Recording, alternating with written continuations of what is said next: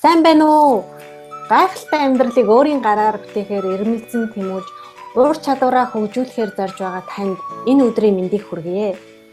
Тантай Английн Лондон хотоос Их Британий хамгийн их ихтгэл хүлээсэн бизнес удирдах шагналын эзэн, амьдралын болон бизнесийн дасгалжуулагч Моника Батцух Яма бид хоёр та бүхэндээ хүний нөөцийн чиглэлийн асуудлаар ярилцлага хүргэж байна. Энэ удаад манай бизнес эрхлэгч хүмүүсээс ирсэн асуултуудад хариулт өгье гэж одоо ярилцсан байгаа. За ингээд эхнийхээ асуултыг одоо ярилцъя. Энэ асуулт маань ажилтныг анхнаас нь мэрэгчүүлж сургаж авах нь хэр тохиромжтой өгөөжтэй вэ гэж асуусан байна. За энэ талаар ярилцах уу? За тэгээ. За баярлалаа сайн байна уу хүмүүсээ. Өнөөдөр та бүхэндээ дахин уулзж байгаа да. Бид бүгд баяртай. Тэгээ намайг баярлалаа. Ингэж их олон цагаар бид хоёр ингээ хамтран хийж байгаа баяртай. Монгол залуучууд маань энэ одоо тэрийг явуулж байгаа 7 хоног явуулж байгаа энэ онлайн өнгөө зөвлөмжүүдийг бас өөрийн болгоод тэгээд яг бүр амьдралдаа хэрэгжүүлээд авч байгаа болов гэж найдаж байна. Өнгөрсөн хэдэн 7 хоногт бидний бас видео хийсэн, бидний зөвлөмжүүдийг үзчихээд коммент хийсэн, одоо шеэр хийсэн бүх залуучуудаа бас талархал илэрхийлье гэж бодож байна. Тэгээд манай имэйл Facebook бүтгэж амжаагүй залуучууд гэсэн бас бүтгэж авсан байх гэж бодож байна. Тэгэхээр энэ одоо энэ явуулж байгаа бичлэг маань ингээд цуурлаараа 7 хоног болгон танд яг хэрэгцээтэй өнөөдөр би энэ 7 хоногт энийг баг энэ сураад авчтаа гэх хэрэгжүүлэх хэмжээгээр жижиг хэсэг ингээд хувааж өгч байгаа. Тэгэхээр өнгөрсөн 7 хоног заасан бүх юмнуудыг өөрийн болгож аваад бас дээрээс нь цоо шинээр өөрийнхөө санаа оноогоо хуваалцсан бүх залуучуудаа баярлалаа. Тэгэхээр танд өнөөдрийн өгж байгаа энэ гоё асуултанд ихэд хариулъя тийм ээ. Энэ асуулт маань эндээ бодоод миний харж байгаад бодоод өнгөрсөн 7 хоногт багцах бид нар дурдаад өнгөрсөн асуултуудын зарим нэг нь хариултуудыг бид нар явж гин. Ялангуяа ажилтныг анхнаас нь мэрэгшүүлж сургаж авах нь хэр тохиромжтой өгөөжтэй вэ гэдэг асуултыг бид нар урд нь ярьж байсан ажилтныг одоо дадлгажуулах цаг хугацаа бид нар олгож өгөх талаар нь юу байна? Одоо яаж бид нар одоо хүмүүсийг дадлгажуулах ёстой юм бэ гэдэг талаар ярьсан. Ажилтнаа одоо ухаан багтай хамт олонтойгоо яаж зэрэгцэж ажиллахны одоо ажлын бизнесийн төлөвлөгөө хэрхэн энэ одоо ажилтны чи одоо мэрэгшиж сурах явцад ямар чухал байдгийг зааж өгсөн ярилцсан байгаа. Тэгэхээр энэ одоо хүний асуултанд одоо хэлээ жаахан дэлгэрэнгүй одоо энэ удаагийн асуултанд хариулъя. Гэхдээ хэрвээ та энэ видеоныг үзээгүй бол дахиж үзээд энтэйгээ холбож ойлгож аваарай. Ажилтныг анхнаас нь дадлгажуулж байгууллагатай үнэнч ажилтан болох нь хамгийн зөв бөгөөд урт хугацааны бодлого байх хэрэгтэй. Ерөөс энэ бол зүгээр оновчтой юу үгүй юу гэдэг одоо асуулт ерөөсөө биш. Танаа байгууллагын бүр зорилго өдөр болгоны төлөвлөгөө өдөр болгон бидний хийдэг ажил дотор нэгч шингэсэн байх хэрэгтэй гэж би хэлмээрээ. Тэгэхээр энэ бол нэг хэсгийн одоо бид ямар ч одоо хүний дадлгажуулж авсан хүн илүү үнцэнтэй ажилтдаг. Мэргэжилтэн олж авсан энэ хүн мундаг хүн байх шүү гэж орж ирэхээс илүү одоо цоо шинээр огт юм идэхгүй хүмүүс ч гэсэн орж ирээ танаа байгууллага дотор орж ирээд угаацаад таны одоо ингэдэг ёс одоо танай байгууллагын дотор хүмүүс хоорондоо яаж харилцдаг танай байгууллагын зорилго энэ хэлбэрээр тэр дотор танай байгууллагын нэг хэсэг болоод явна гэдэг бол үнэхээр гайхалтай зүйл. Эний нэг хэсгийг болгох хэмжээний бол тэр сэтгэлгээ чадварыг танай тэр бий болгож өгсөн бол энэ бол үнцэн. Та үнцэнтэй бүтээж чадчих гэсэн нэг ажилтныг одоо гэр бүлээ хижээх чадварыг нь бид бий болгож бүтээж өгч байна. Энэ хүнийг одоо амьдралаа цаашдаа ямар ч байгууллагад ороод ажил хийж юу гэдэг юм бэ? Хөдөлгөөний амт чимтгийг мэдрэх тэр чадварыг нь бид нар олгож өгч байна. Тэгэхээр энэ бол яа харахгүй таны зүгээр оновчтой юу хийх зөв үгүй юу буруу юу яах вэ ийх вэ гэж асуулт биш. Ерөөсөө бидний зорилго гэж харж үзэх хэрэгтэй. Тийм асуудал нэг байгаа даа.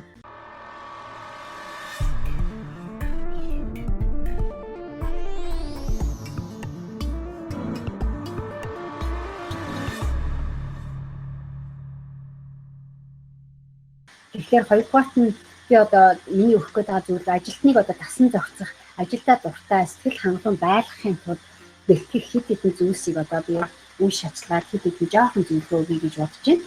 Энэ дээр одоо жишээлбэл ажлын шаардлага, бодит ажлын хугацаа хэмжээсийн одоо тодорхойлолт бид нар бий болгох хэрэгтэй. Хүнийг ажил авахаас өмнө тэрийг ямар сайн мэддэг байх хэрэгтэй.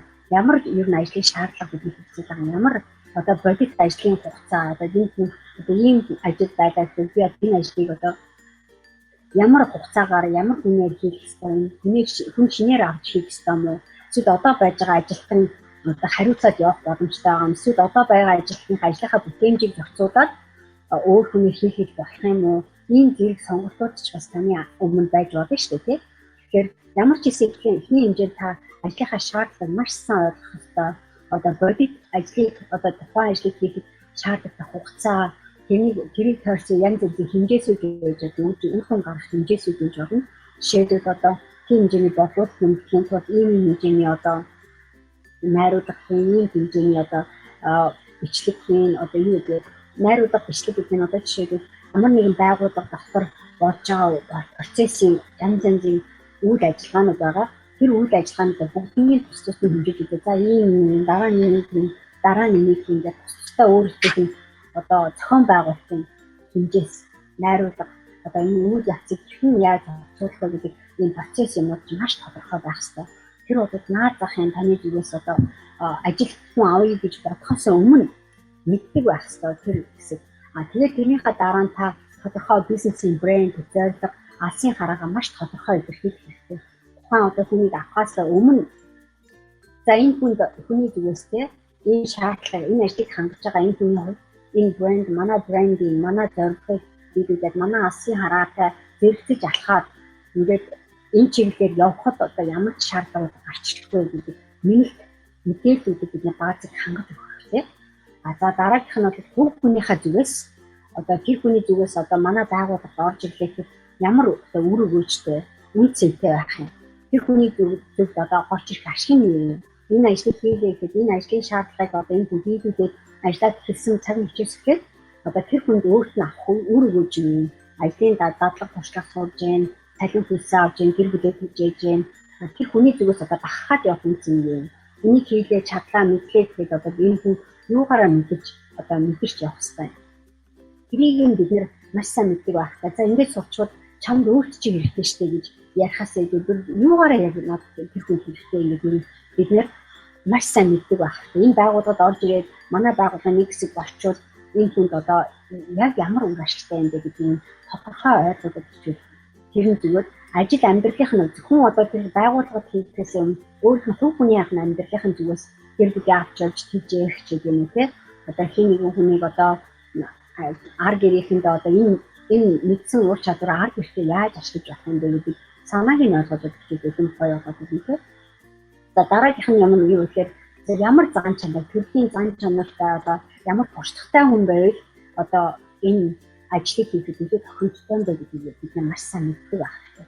Төрөлх зан чанарыг бид зан чанарын төдийн талаар миний бизнес онлайн дасгалжуулалтын хөтөлбөртөө оруулсан байгаа. Ямар зан чанартай хүнийг бид яаж таньж авах юм гэхээр тусдаа шууд өөр сонин баг та нөгөө мэдж байгаа үгээс сонсож байгаа гоё юмнууд бид оруулсан байгаа. Тэр онлайн уулзалтын хөтөлбөрт оролцоод ирээд тань энэ талаар илүү жоохон дэвгэрэнгүй оруулчих. Тэрнээс наан болоод та ихлээр ямар шуухан зан чанартай ямар шуухан одоо туршлагатай хүн байвал одоо манай энэ ажил тохиромжтой юм. Тэгээд тэрнийхээ дараа тэрэндээ тохирсон зар тавих хэрэгтэй. Яг тэгэхээр манайхан зараа тавихлаараа маш хөнгөн бичдэг шүү дээ. Бараг ерөнхий шүү дээ. Тэдээс их насны тийм тийм анги хэлтэй одоо тийм мэрэгчлээ эмэгтэй хүн ажилд авнаа. Ийм нахин ч юм ийм одоо гадаад хэлтэй ч юм юу гэдэг. Тийм зар нэг маш ерөнхий юм байдаг. Тэрнээсээ илүү их юм бид нар хэлэх хэрэгтэй. Ийм байгууллага, ийм брэнд, ийм юм, ийм зан чанартай, ийм чадвартай, ийм хүсэлтэй, ийм үр өгөөж мэдрэх хүсэлтэй, ийм үн цэнийг одоо амьдралаа мэдрэх хүсэлтэй ийм хүн, ийм ашиг тийм манай байгууллагад оролцоод бид нар одоо сардаа жилдээ удирдлагаа байгууллагынхаа хүмүүсийг гадаадд явуулдаг, одоо аяллаар хамтдаа явуулдаг, шинэ жилээ тэмдэглэдэг, саяны дурамшиг өгдөг тэр бүх юмнуудаа бид нар гаргаж ирээд ийм зарим дотроо оруулж тавьбал илүү хүн чи танаа байгууллагыг бүр илүү сайн мэдээд за ийм их байгууллага энэ гоё сонсогдож шүү, энэ уншихад нэрээ тийм шүү гэдэг тэр хүртэл нь бид нар тэр зараад тавих хэрэгтэй гэдэг байхгүй. Тэгэхгүй зүгээр л одоо жишээлбэл энэ утаснаас задгана уу, залгаад асууна уу гэж бичдэг. Тэгэхээр энэ маань үнээр хангахгүй. Хүн болгон тэр залгана тэр хэмжээгээр одоо мэдээлэл өгнө, утасныг мөнгө чинь ч бас халиад их болоод гэсэн үг шүү дээ. Тэгээ нөгөө бодлын урьдчилж бид нэр зар өхөөсөө өмнө маш тодорхой мэддэг байх ёстой.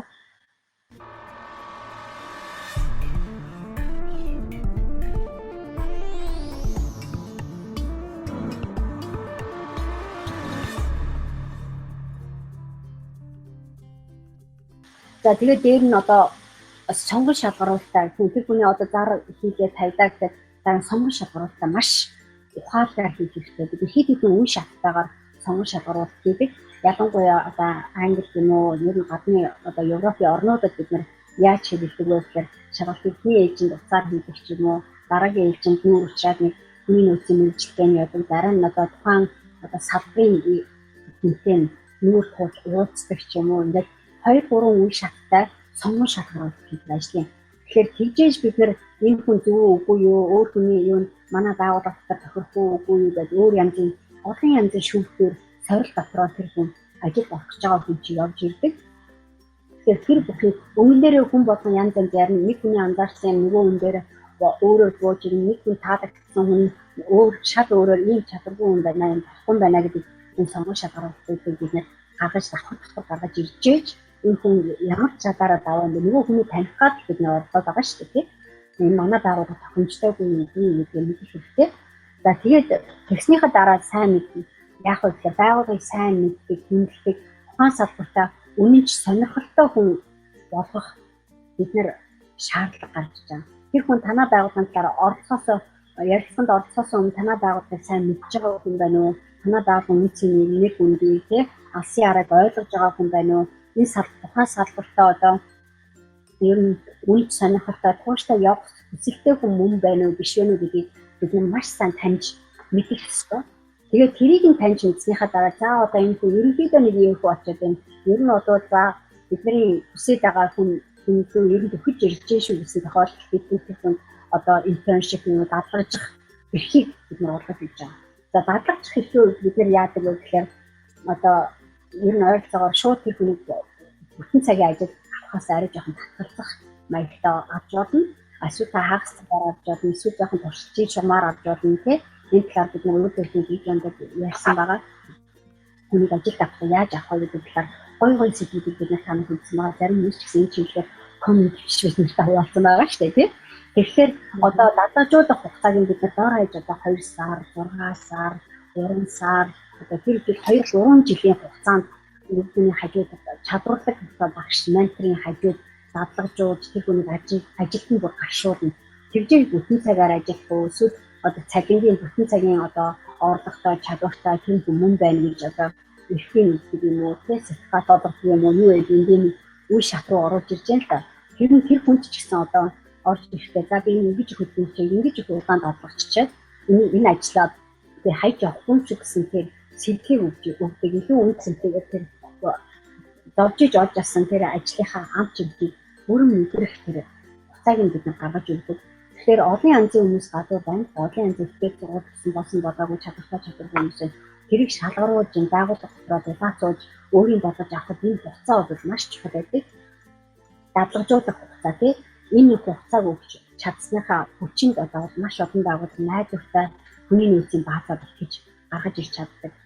Манай байгууллагад ороод ийм өндөр цалин аваад ингээд одоо ажил хийж хэлхээс өмнө эхлээд хүнийг дадлажуулах байна. Энэ бол маш барьцтай зөв сонголт хийж чаддаг маш олон байгууллагууд. Тэгээд дараагийнх нь юм нь болохоор хүний хэрэгцээг зорилгыг нь ойлгох, дэмжих гэдэг талаар бид нөгөө хүний 6 хэрэгцээ гэдэг зүйлийг ярьсан. Ажилтны хадгалах 5 арга гэдэг юм бид нар зааж өгсөн.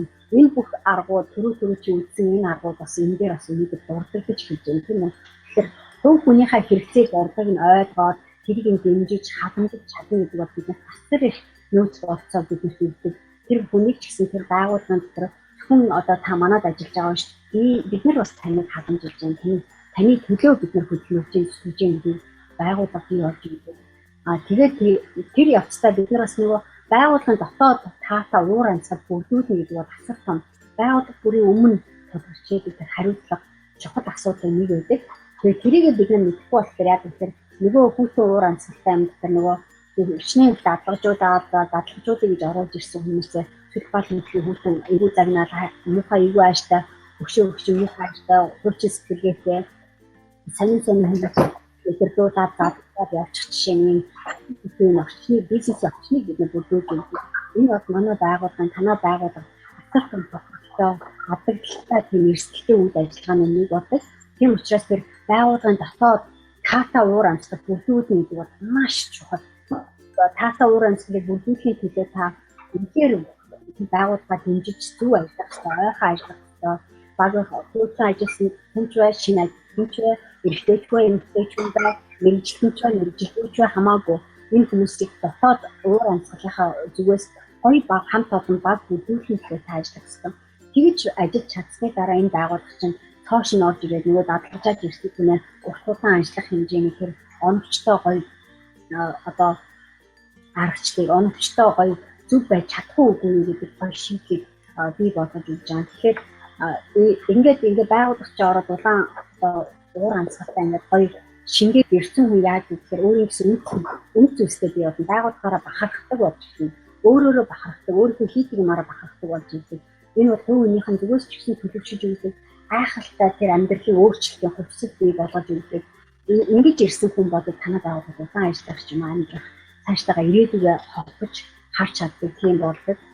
Тэгээд бас нэг хамгийн сүүлийн хэлээд байгаа нь яг үүндээ одоо байгууллагын уламжлалт соёл хамт олонны нэг хэсэг болгож одоо тангиугаар манай байгууллага ажиллаж амьдрах болохгүй чадахгүй гэдэг тэр нэг гоё тэр хүнийхээ одоо үнцэн чадвар онцгой авьяас нэг тэр бид үнэлж шүү гэдгийг мэдрүүлж оруулж ирнэ гэдэг бол тэр байгууллагын бас нэг гоё үн төрүүлэх болоод ирдэг. Тэр гоё хамт олонны нэг хэсэг болно гэдэг бол гайхалтай гоё амьдралын нэг таатай үеийн нэг хэсэг. Тэгэхээр хүмүүс тэгдэж шүү одоо ажлынхаа маш олон цагийг ажил дээр өнгөрүүлдэг, маш багахан цагийг гэртээ өнгөрүүлж, өөрөө хөдөлгөөн өнгөрүүлж байгаа цагийн бага байдаг шүү олон хүмүүс. Тэгэхээр ажлаараа бахархдаг хүмүүс болоод ажил дээр ч амжилттай гэр бүлдээ өөрөө хөдөлгөөнтэй байхтай ч гэсэн таатай гэр бүлийнх нь амьдрал нь ч гэсэн сайн сайхан байхад бид нар тусаж дэмждэг. Тэгэхээр тэр талаас нь бид нар маш олон одоо энэний гадна зөвхөн нэг ажилтныг авахын гадна талын ямар юу гэсэн үг юм бэ гэх гүнзгий олон талаас нь хараад үзээсэй гэдэг талаар ийм гоё бүхэл бүтэн одоо баг аргачлсан үе шатсан нэг шинэ хүнийг зөв сонгож авахгүй, яаж авахгүй энэ жишээ юмнуудыг одоо олж авахд би танд зөвлөгөө олох шинжээр энэ зөвлөгөө өглөө. Тэгэхээр хүнтэйгээ бид нар ерөнхийдөө харахад одоо зөв хүнээ сонгож авахаас ахуулаад одоо хүнтэйгээ тулж ажиллах, тухайн хүнээ дэмжих, ойлгох тэр хүнээ сонсох, тэр хүний хийсэн ажлыг нь талархах, одоо хийсэн зөв ажлаар нь бахархах одоо тэгээд хамт олонны дотоод харилцаа, одоо хамт олонны нэг чухал хэсэг болох, хийж буй ажлыг нь чухлыг нь мэдрүүлэх ер нь ингээл олон янзын хувилбарууд байна л да. Ер нь бол явсараа хүнтэйгээ тулж ажиллах гэдэг дээр би хүний нөөцийн ажлыг одоо тэгж ярмаар санагдаад байдیں۔ Яг тэгэхээр бид нар хэр талаараа олон янзын систем гэсэн юмнууд бодож амжихгүйгээр зүгээр яарад орчдөг. Орцсныхаа дараа асуудал гараад ирэхээр би юм буруу юм авч юм уу? Эсвэл бид нар өөрсдөө авах байна гэхээр ихэнх талын бизнес эрхлэгч бид нар өөрсдөө энэ аргуудаа бид нар өөрчилж бодоогүй төлөвлөөгүй учраас тэгээ алдаа гараад ирэхээр хийгэнд энэ чи болохгүй болчихлаа шүү дээ гэдгийг их харж байна. Тэгэхээр тийм учраас яг таны яг энэ чиглэлээр одоо зөвлөгөө зарим өгч байна.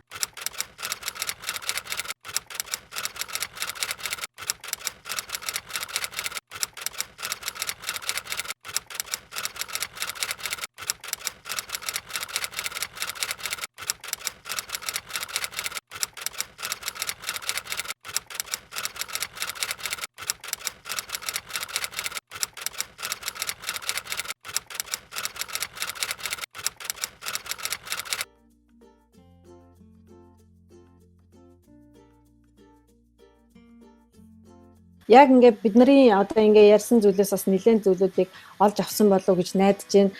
Бид нартай адилхан, надтай адилхан яг энэ чиглэлээр ингээд юм хийж байгаа хүмүүс байгаа. Ингээд энэ талаар та бүхэн өөрснийхөө сэтгэлдлийг бидний ярилцлага дээр үндэслээд юу санаж бодож тусгаж авав, юу хэрэгжүүлмээр юм шиг санагдав. Эсвэл одоо хэрэгжүүлж байгаа зүйл яг ямар байна уу гэдгээ манай блог руу орж бас санал бодлоо бид нартай хуваалцаарай. Комент хэсэгт нь тэр тухайга бичээрэй. Тэгээд мөн бидний энэ ярилцлага тань таалагдсан бол лайк дараарай, бусдаа хуваалцаарай, шеэр хийгээрэй. Та бүхэнтэйгээ дараа 7 хоногоос дахин уулзах болно. Энэ их олон асуудлууд байгаа учраас дахиад эргээд энэ асуудлуудаа талаар эргээд ярилцах болно. Ингээд баярлалаа. Бэрхшээл ба боломж подкаст 20. Айдсаа хэрхэн даван туулах, зориг гаргаж сурах вэ? Энэ бол таныг одоо байгаа байдлаасаа таныг хойш татаж айлгаж байдаг хар дарсан зүүднээсээ ангижрах урам зоригийг өгөх болно.